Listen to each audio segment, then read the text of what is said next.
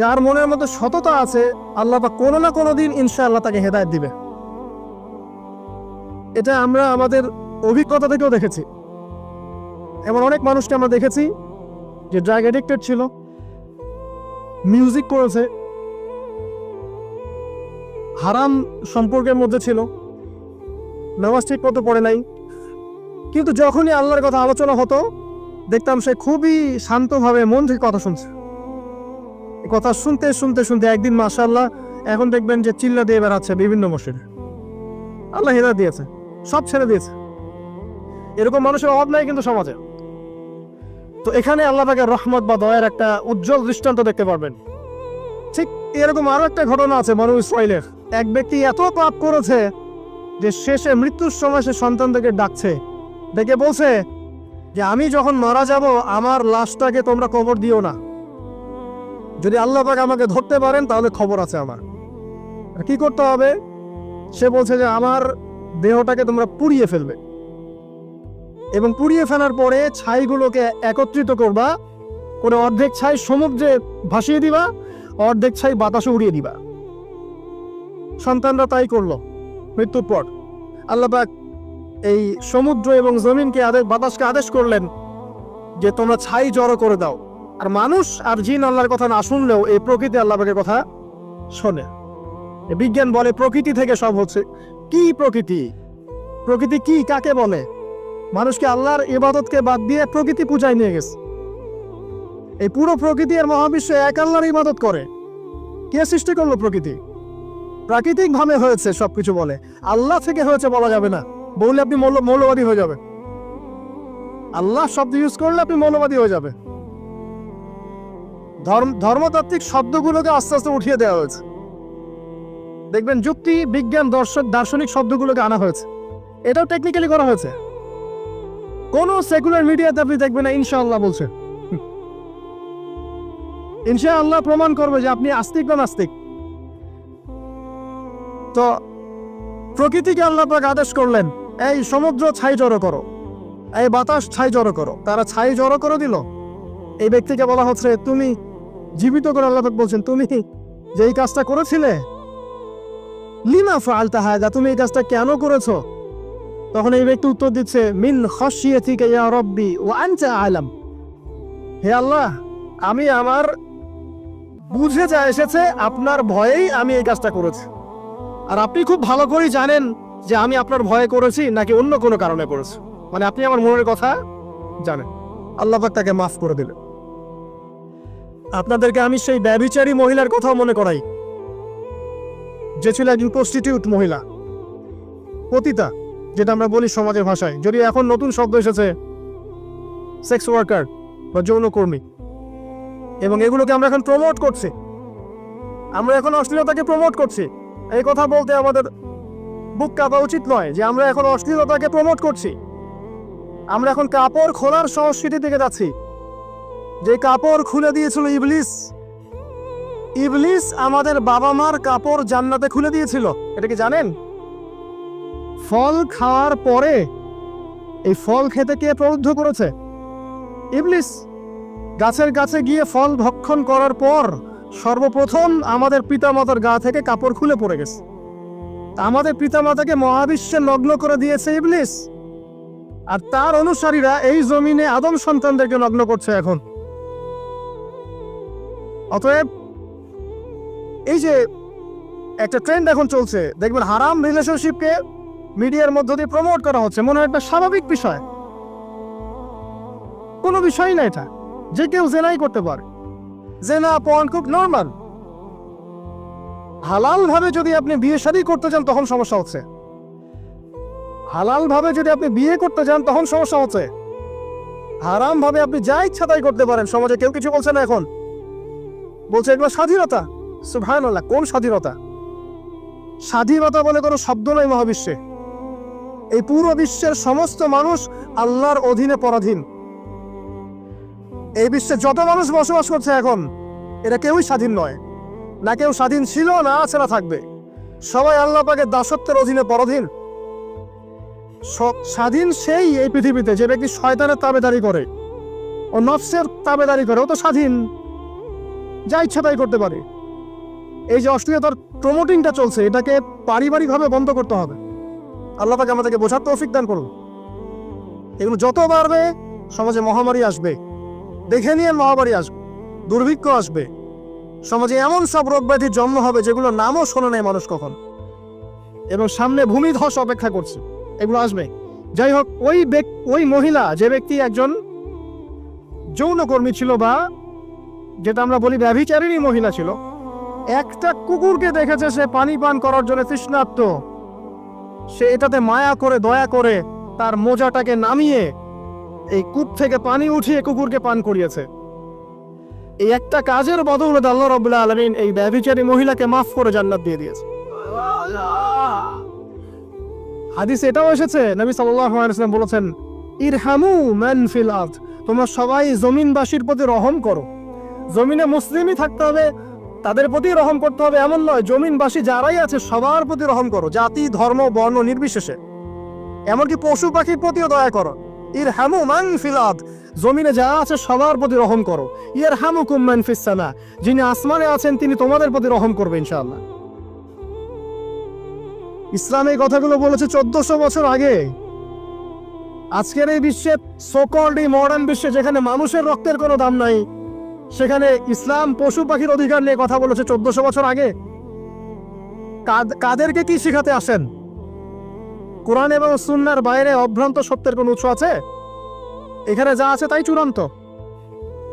মানতে চাইলে মানেন, না মানতে চাইলে জাহান্নামে যান, কেউ তো বাধ্য করছে না। লাকুম দীনুকুম ওয়ালিয়া দিন। আল্লাহ পাকের রহমত দেখেন। আরেকটা ঘটনা আছে এমন, একটা বিড়ালকে বেঁধে রেখেছিল এক মহিলা, খাবার দেয় নাই, কষ্ট দিয়েছে। একটা বিড়ালকে খাবার না দিয়ে কষ্ট দেওয়ার কারণে এই মহিলাকে আল্লাহ পাক জাহান্নামে পাঠিয়েছে। এরকম কত ঘটনা আছে, এই ঘটনাগুলো হাদিসের পাতায় বর্ণিত আছে।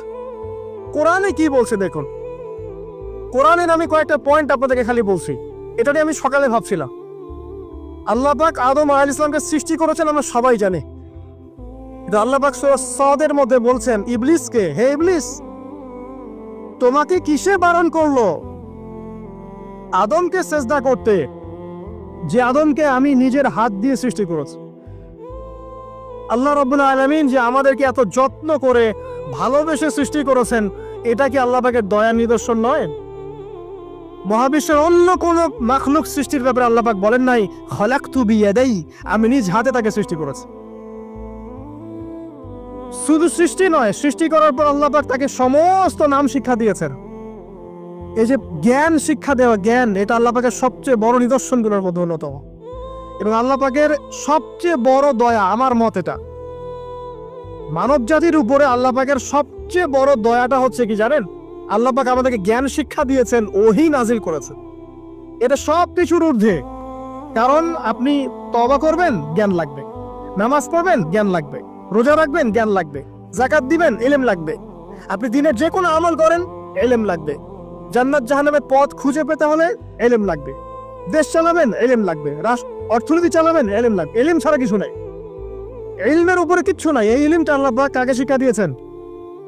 আদম আলাইহিস সালামকে। আমরা তো শিখেছি সমাজবিজ্ঞান বইগুলোতে যে আমাদের পূর্বপুরুষরা নাকি গুহায় থাকতো, আর গাছের ছাল পাতা খেয়ে থাকতো, তাই না? লতা পাতা খেয়ে থাকতো, গাছের ছাল পাতা খেয়ে পোশাক পরতো আর কি। বোগাস, ডাহা, মিথ্যা কথা। আল্লাহ রাব্বুল আলামিন সূরা বাকারা এবং সূরা আরাফ পড়ে দেখেন, আল্লাহ পাক বলছেন যে আদম আলাইহিস সালামকে আল্লাহ পাক সমস্ত নাম জ্ঞান শিক্ষা দিয়েছেন।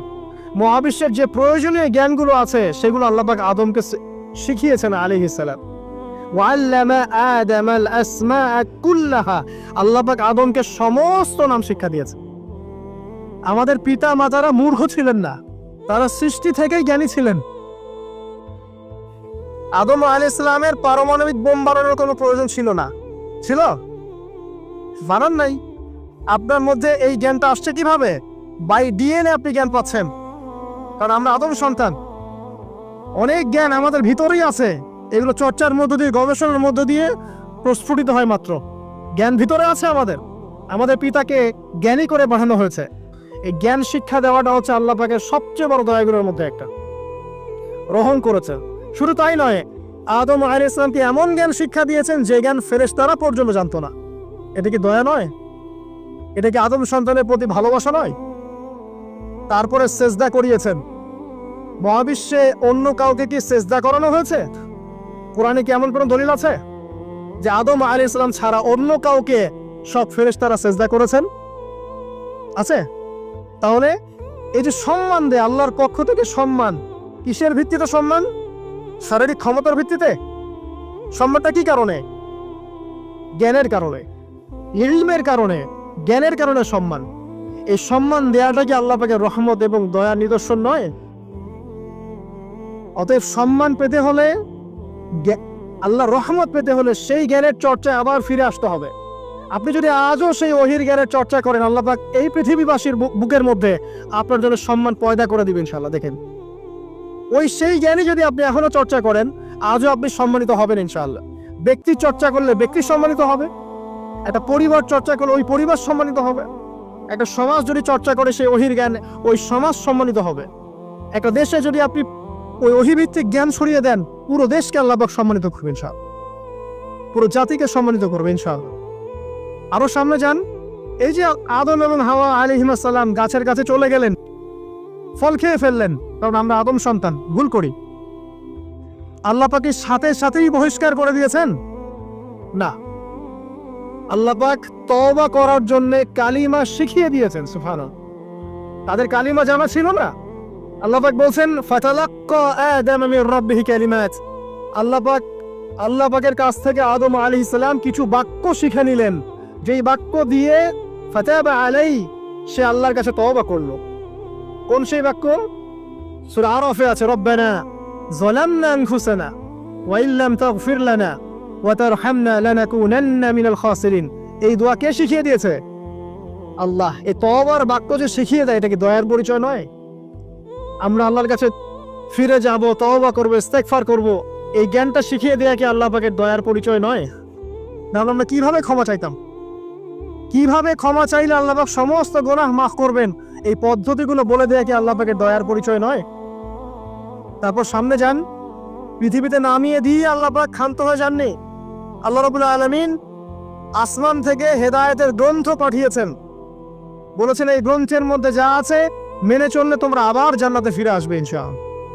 আল্লাহ পাক আদম এবং হাওয়া আলাইহিস সালাম এবং আদম সন্তান সবাইকেই সৃষ্টি করেছেন, উদ্দেশ্য হচ্ছে আল্লাহ পাক আমাদেরকে জান্নাত দিতে চান।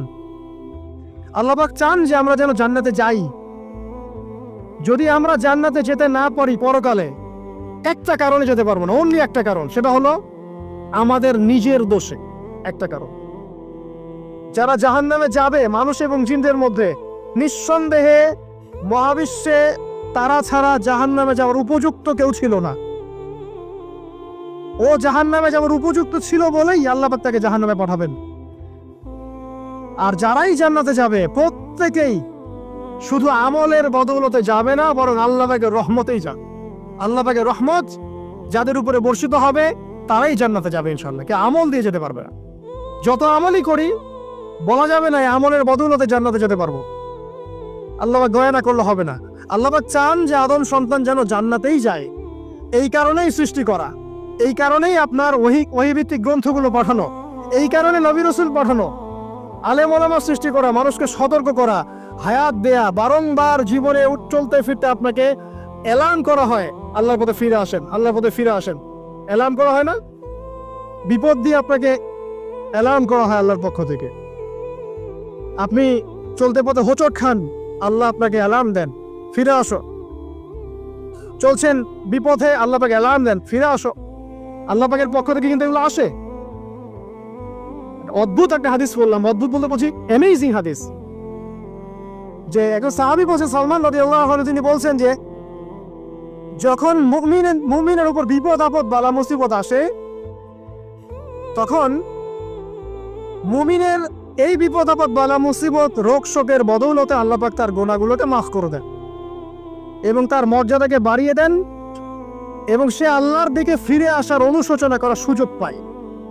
আর যখন কাফের মুশরিক বা ফাসিক মানুষকে এইসব রোগ ব্যাধি বিপদ আপদ বালা মুসিবত ঘিরে ধরে, তার দৃষ্টান্ত সেই উটের ন্যায় যে উটটাকে তার মালিক বেঁধে রেখেছে, এরপর ছেড়ে দিয়েছে। সে উটটা বুঝতে পারলো না কেন তার মালিক তাকে বেঁধে রাখলো আর কেনই বা তাকে ছেড়ে দিল। কথাটা কি বুঝতে পারছেন? যারা আল্লাহ দ্রোহী তাদের উপর যখন বিপদ আপদ বালা মুসিবত আসতে থাকে তারা বুঝে না যে কি জন্য আসলো আর কেন চলে গেল। কিন্তু মুমিন ব্যক্তি যারা মুসলিম আল্লাহর অনুগত তাদের বিষয়টা হচ্ছে এমন বিপদ আপদ বালা মুসিবত রোগ ব্যাধি তাদেরকে আল্লাহর দিকে ফিরিয়ে নিয়ে আসবে ইনশাআল্লাহ। দেখুন এই যে পৃথিবীতে নামিয়ে দেয়া, এরপর আল্লাহর পক্ষ থেকে ঐশী গ্রন্থগুলো পাঠানো, নবী রসুল পাঠানো, আলেম ওলামা পাঠানো, আপনাকে হায়াত দেয়া, আপনাকে রিজিক দেয়া, এই শ্বাস নেওয়ার ক্ষমতা দেয়া, আপনাকে জ্ঞান বুদ্ধি দেয়া, বিবেক দেয়া, যে আমি তার পাশে লাউ গাছ উৎপন্ন করলাম। কোন গাছ? খেতে পারেন এর শাক এবং এই যে ফল, এটার মধ্যে নিঃসন্দেহে এমন এমন কিছু উপাদান আছে যেটা হয়তো আমরা জানিও না, আবিষ্কার করা হয়নি। তিনি সুস্থ হয়ে গেলেন আলহামদুলিল্লাহ। কোথায় যাবেন? যে কোনো জায়গায় যান। নবী ঈসা আলাইহিস সালামকে চতুর্দিক থেকে আক্রমণ করছে ইহুদিরা। আল্লাহ রাব্বুল আলামিন তাকে এমন হেফাজত করলেন, তার কাছে তাকে উঠিয়ে নিলেন। এটা কি দয়ার পরিচয় নয়? এই যে একটু আগে তেলাওয়াত করলো শুরুর আগে নবী মুসা আলাইহিস সালামের ঘটনা। বানু ইসরাইল একটার পর একটা অবাধ্যতা করেই গেছে। আল্লাহ পাক তারপরেও তাদের কাছে নবী পাঠিয়েছেন, নবী মুসাকে পাঠিয়েছেন। ফেরাউনের মতো জালেম শাসকের হাত থেকে বানু ইসরাইলকে আল্লাহ পাক উদ্ধার করেছেন। এটা কি দয়ার পরিচয় নয়? নবী মুসা আলাইহিস সালাম গাছের নিচে বসে আছেন, খাবার নাই, বাসস্থান নাই, কিচ্ছু নাই, বরং তার গায়ে একটা অপবাদ দেওয়া হয়েছে যে তিনি নাকি একজন মানুষকে খুন করেছেন। অথচ তার ইন্টেনশন সেটা ছিল না। তিনি একটা ঘুষি দিয়েছেন লড়াই থামানোর জন্য, ওই এক ঘুষিতেই সেই ব্যক্তি ডেড। এবার তিনি গাছের নিচে বসে দোয়া করছেন, রব্বি ইন্নী লিমা আনজালতা ইলাইয়া মিন খায়রিন ফাকির। আল্লাহ, আমি নিঃস্ব অসহায় হয়ে এখানে বসে আছি, তুমি আমার উপর তোমার যে রহমত পাঠাবে আমি তার ভিখারি হয়ে বসে আছি। দোয়া করার সাথে সাথেই ওই শুআয়ব আলাইহিস ইসলামের মেয়ে হেঁটে হেঁটে চলে আসলো। তিনি স্ত্রী পেলেন, তিনি শ্বশুর পেলেন, একজন নবী পরিবার পেলেন, বাসস্থান পেলেন, চাকরি পর্যন্ত পেলেন। 8 বছর তিনি রাখালি করেছেন শুআয়ব আলাইহিস ইসলামের ফার্মের মধ্যে। দয়া মুহূর্তেই চলে আসবে, শুধু আল্লাহর দিকে অভিমুখী হলেই হয়। এবার দয়া। আইয়ুব আলাইহিস সালামের কথা মনে আছে না? দীর্ঘদিন রোগে ভুগছেন, চিকিৎসা হচ্ছে না, ভালো হচ্ছে না, শেফা হচ্ছে না। এখানে যারা আধ্যাত্মিকত্ব নিয়ে পড়াশোনা করেন, লেখালেখি করেন, তারা বলেছেন তাদের কিছু কিছু কিতাবের মধ্যে, রোগটা যখন এমন একটা পর্যায়ে চলে আসলো যে তিনি জিহ্বাটা নড়াতে পারছেন না, কারণ তিনি আল্লাহ পাকের জিকির করতে প্রচন্ড ভালোবাসতেন। এক পর্যায়ে রোগটা এমন একটা জায়গায় চলে আসলো যে জিহ্বাটা তিনি নড়াতে কষ্ট হচ্ছে। তখন গিয়ে তিনি বলছেন, রব্বি আন্নী মাসসানি আদ-দুররু ওয়া আনতা আরহামুর রাহিমিন। হে আল্লাহ, আমাকে কষ্ট স্পর্শ করেছে, আর তুমি তো ক্ষমাকারী, রহমকারীদের মধ্যে সর্বশ্রেষ্ঠ রহমকারী। আমি জিকির করতে পর্যন্ত পারছি না, আল্লাহ আমার রোগটা শেফা দিয়ে দাও। বলার সাথে সাথে আল্লাহ রাব্বুল আলামিন প্রস্রবণ ঝর্ণা তৈরি করলেন, এখানে গোসল করো, শেফা হয়ে গেল। এগুলো কি রহমতের পরিচয় নয়? এখানে এক্সরে স্কলার এমনও বলেছেন, আজকে আমরা যারা বাহ্যিক সৌন্দর্য নিয়ে বেশি গর্ব করি আর কি, আত্মিক সৌন্দর্যের চাইতে বাহ্যিক সৌন্দর্য নিয়ে যারা বেশি গর্ব করি, যদি আল্লাহ পাক আমাদের পোশাকটাকে পরিবর্তন করে দেন, আত্মাটাকে দেহের পোশাক দেন আর দেহটাকে আত্মার পোশাক বানায় দেন, তাহলে দুর্গন্ধে কি আমাদের সামনে আসতে যাবে না। কথা মনে বুঝতে পারছেন না? আইয়ুব আলাইহিস সালামের আত্মাটা ছিল পবিত্র, পরিশুদ্ধ, তার দেহের মধ্যে রোগ হয়েছিল। আর এই পুরো বিশ্বের ম্যাক্সিমাম লোকের মানুষের রোগ এখন আত্মায়, দেহে নয়। আবার বলছি, হয়তো বুঝতে পারছেন না। আইয়ুব আলাইহিস সালামের রোগটা হয়েছিল দেহে, বাইরে। তার আত্মা ছিল পবিত্র, পরিশুদ্ধ আত্মা। দেহের রোগের একটা পর্যায়ে যখন জিহ্বাটায় ইফেক্ট হলো, তখন জিকির করতে তার কষ্ট হচ্ছে, তখন তিনি দোয়া করছেন, আল্লাহ আমার এই রোগটাকে শেফা দিয়ে দাও। আর এখনকার পুরো জেনারেশন, এই সভ্যতার রোগ হচ্ছে ভিতরে, আত্মায়। দেহের রোগের চাইতে তার আত্মার রোগটা বেশি। এখন এই আত্মাটাকে যদি দেহ বানিয়ে দেওয়া হয় আর দেহটাকে আত্মার পোশাক পরিয়ে দেওয়া হয়, দুর্গন্ধে কেউ সামনে আসতে চাবে না এখন। তাই আইয়ুব আলাইহিস সালামের সেই দোয়া এখন আমাদের বেশি করা উচিত। রব্বি আন্নী মাসসানি আদ-দুররু ওয়া আনতা আরহামুর রাহিমিন। আল্লাহ, আমাদের আত্মায় রোগ এসেছে, এটাকে তুমি শেফা দাও। দেহের রোগ লেস ইম্পর্টেন্ট, আত্মার রোগটা বেশি ইম্পর্টেন্ট। এরকম নিদর্শন কোরআনের পাতায় পাতায় ছড়িয়ে আছে। আসহাবুল কাহফ, পুরো সমাজ ওদেরকে মেনে নিচ্ছে না, গুহায় চলে গেলেন, ঘুম পাড়িয়ে দিলেন আল্লাহ পাক। 309 বছর, কত বছর? 309 বছর একটা দোয়ার বদৌলতে। তারা বলেছিল রব্বানা আতিনা মিন লাদুনকা রাহমা ওয়া হাইয়্ লানা মিন আমরিনা রাশাদা।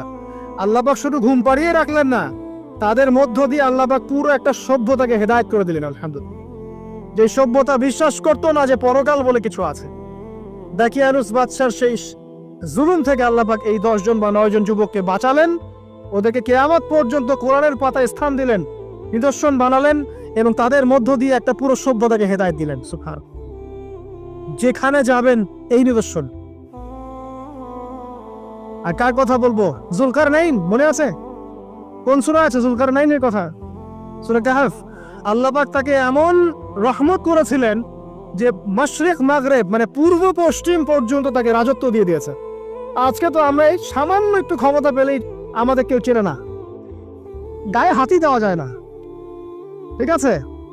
মানে তখন সে নিজেকে মনে করে যে সে এই পৃথিবীর সবকিছু, বাকি মানুষ আর মানুষ না।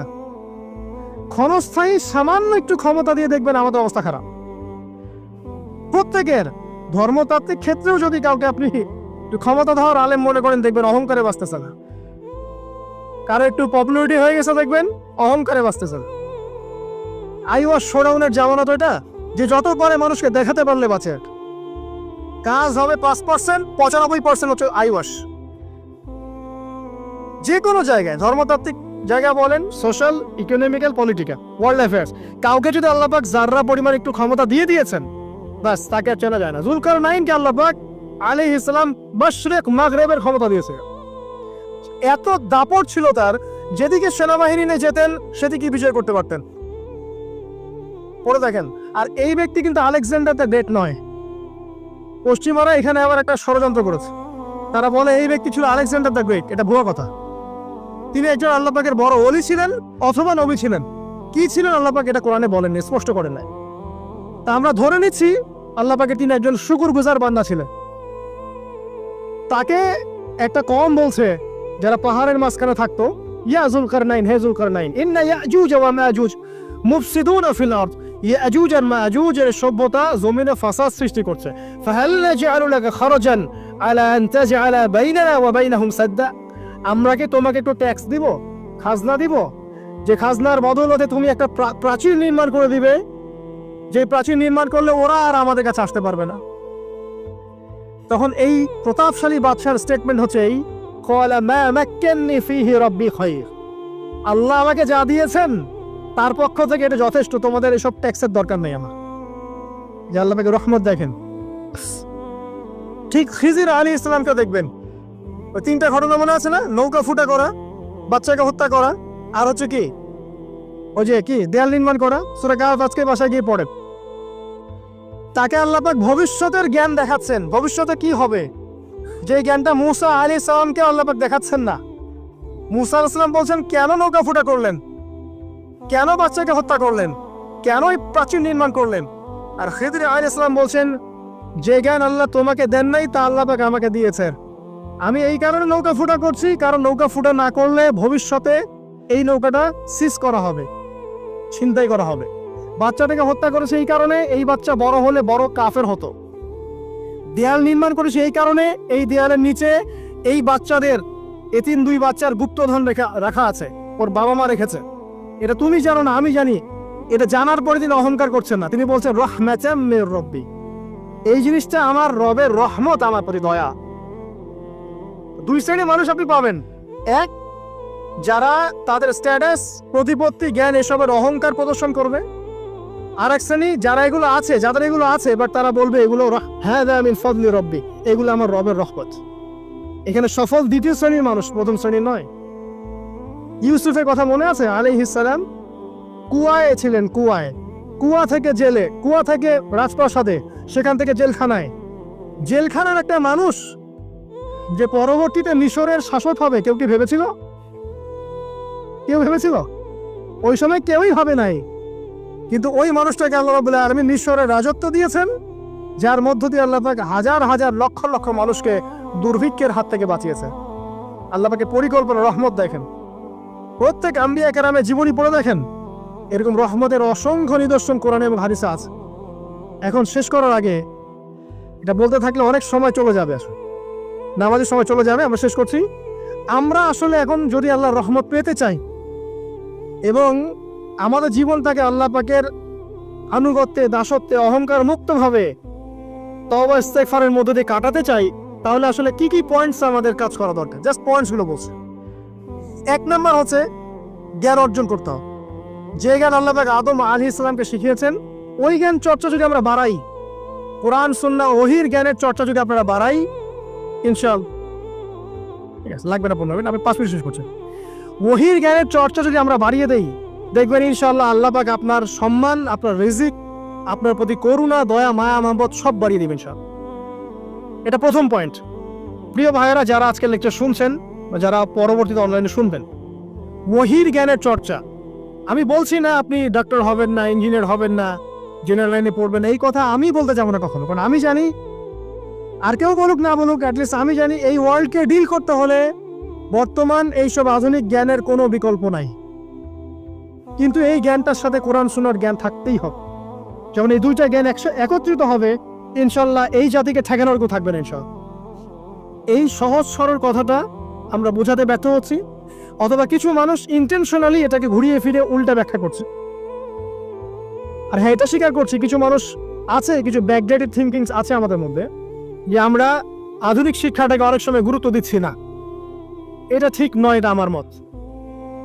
পরিবেশ বজায় রেখে, ইসলামী পরিবেশ বজায় রেখে আধুনিক শিক্ষায় শিক্ষিত হতে কোনো সমস্যা আছে? আর আধুনিকের শিক্ষাগুলো অনইসলামিক শিক্ষা নয়। আপনি যে কোনো এডুকেশনের বেসে যান, ম্যাথামেটিক্সে যাবেন, অ্যালজেব্রায় যাবেন, আপনি কেমিস্ট্রিতে যাবেন, ফিজিক্সে যাবেন, বায়োকেমিস্ট্রি যাবেন, জ্যোতির্বিজ্ঞানে যাবেন, মেডিকেল সায়েন্স, প্রত্যেকটাতে দেখেন মুসলিমদেরকে খুঁজে পাবেন আপনি।